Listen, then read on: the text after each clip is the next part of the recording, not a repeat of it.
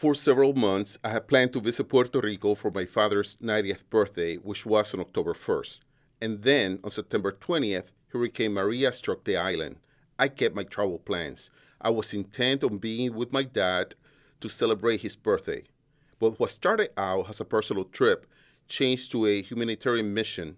Working with my wife and my daughter, I started with the goal of providing free satellite phone calls to link the disconnected to the diaspora. The initial focus was my family's neighborhood, but the mission quickly grew to include the entire city of Ponce. I started a GoFundMe page that raised $8,800. We used the funds to rent satellite phones and purchase satellite time, generators, batteries, solar chargers, water filters, water purification tablets, food, and first aid supplies. I also used some of the donated funds to help people in need. First, I had to identify all the supplies needed to confirm a solid plan, which included identifying sources of water, fuel, security, housing, and transportation. I had to delay my trip to formalize a solid plan. I finally traveled on October 2nd for a one-week stay. We decided to call our mission Project Coqui. The coqui is a small frog that has become the unofficial territorial symbol of Puerto Rico. Project Coqui is sponsored by volunteering our personal time, donations from family, friends, and even the change from the piggy banks of preschool children. My daughter Daksha and I authored a letter to Congress detailing the humanitarian crisis that Puerto Rico has become, along with a plea for a proper response. So when I finally saw my dad on October 3rd, his birthday had already passed. I learned that he had been without food or water for 3 days, but the neighbors shared the little they had. My father served in the Marine Corps during the Korean War, so I showed up with a USMC flag and told him, "The U.S. Marines are here," and he was very proud since he welcomes the U.S. help. I gave him a box of food, and the first thing he did was share half of it with his neighbors. Puerto Rico was already bankrupt prior to Hurricane Irma and Maria hitting the island back to back. Remember, no water, electricity, food, communications, and limited fuel for most of the island.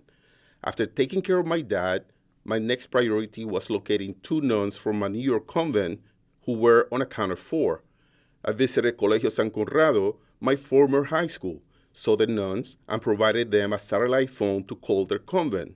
I used this opportunity to deliver a speech to the senior class to envision a brighter future for Ponce and the importance of innovation and critical thinking. I made contact with members of the local community to document their stories and experiences, including police officers, the fire chief of Ponce, postal personnel, medical personnel, and local businessmen. I visited the Ponce Emergency Operations Center and met with the city administrator and the mayor. I donated a satellite phone with 500 minutes, a beacon for satellite communications with a new computer, and a generator. I learned from the mayor that her priorities for the city of Ponce are communications, water, food, fuel, and health. To my surprise, she mentioned that the federal government is in control of all ports of entry, something I have not seen in the media. I dropped off a generator and medical first aid supplies to the Ponce Fire Department.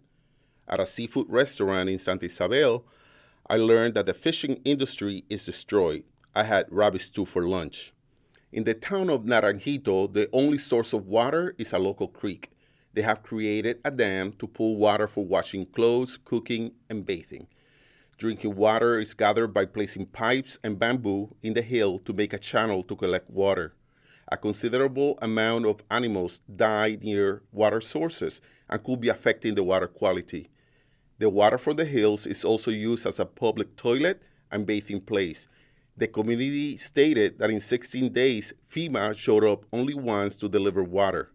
In Ponce, a young single mother with 3 children who was injured during the hurricane lost her house, her car, and all her possessions. She even lost her job because the work site was destroyed.